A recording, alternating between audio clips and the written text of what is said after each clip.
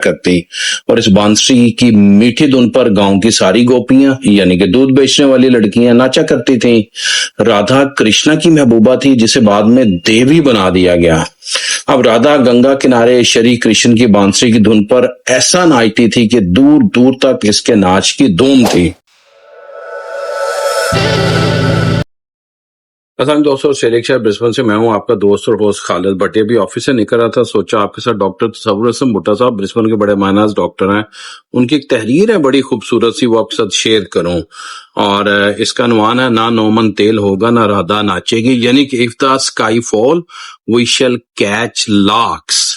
हम में से अक्सर लोगों ने ये कहावत तो सुनी रखी है, जिसका पस्से मंजर कुछ यूं है कि राधा जो हिंदुओं की मजहबी देवमालाई दास्तानों के मुताबिक श्री राम कृष्ण गंगा किनारे मधु में जाकर बांसुरी बजाया करती और इस बांसुरी की मीठी धुन पर गांव की सारी गोपियां यानी कि दूध बेचने वाली लड़कियां नाचा करती थीं।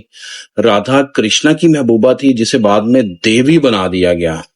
अब राधा गंगा किनारे श्री कृष्ण की बांसुरी की धुन पर ऐसा नाचती थी कि दूर दूर तक इसके नाच की धूम थी। राधा का नाच बाकी तमाम गोपियों से मुनफरिद था। उत्तर प्रदेश जहां राधा का गांव था, इसके राजा ने महल में रक्स की महफिल रखी थी।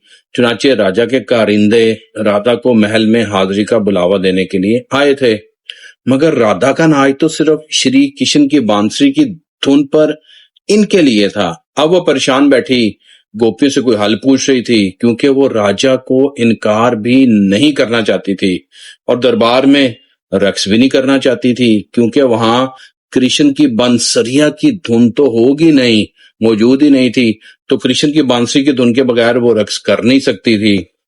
अब कोई हल निकालना था। राधा का सोच सोचकर बुरा हाल था।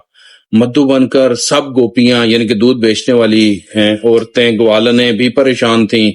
राधा सिर्फ इनकी बहन ही नहीं थी, बल्कि इनके गांव में पलने बढ़ने वाले 8वें अवतार श्री कृष्ण की मंजूर नजर भी थी। राधा ना सिर्फ खूबसूरत थी बल्कि रक्स में भी इसे कमाल हासिल था, मगर वो हमेशा गंगा किनारे श्री कृष्ण की बांसुरी की सुरीली धुन पर ही नाचती थी। इसका रक्स दूर दूर तक मशहूर था। अचानक इसके दिमाग में एक तरकीब आई और वो खुशी से बोली, ना नौमन तेल होगा ना राधा नाचेगी। क्या मतलब? गोपियां बड़ी हैरान हुई। राधा ने जाकर राजा के कारिंदों से कहा कि जिस नाच की आपके राजा ने फरमाइश की है, इसके लिए तो चप्पे चप्पे पर दिए रोशन करने की जरूरत होगी और इतने दिए जलाने के लिए 9 मन तेल दरकार होगा। अब 9 मन तेल कहां से आता? चुनाचे राजा राधा की शर्त पूरी ना कर सका और राधा को नाच भी दिखाना नहीं पड़ा। मतलब जब किसी काम को ना करना हो तो इसके इत्माम के लिए शराइत इतनी कड़ी बयान की जाती हैं कि ना शराइत पूरी होंगी और ना ही काम करना पड़ेगा। तो यानी कि शराइत से यानी कि जान छुड़ा ली जाएगी काम से। आज पता नहीं क्यों ये कहावत और से मुंसलिक ये कहानी जो आपके साथ मैं शेयर कर रहा हूं, आपके साथ शेयर करनी पड़ी। मुझे इजाजत दीजिए। बाकी इस कहानी से आपने जो भी मतलब निकालना है ये आपके ऊपर है। अल्लाह हाफिज।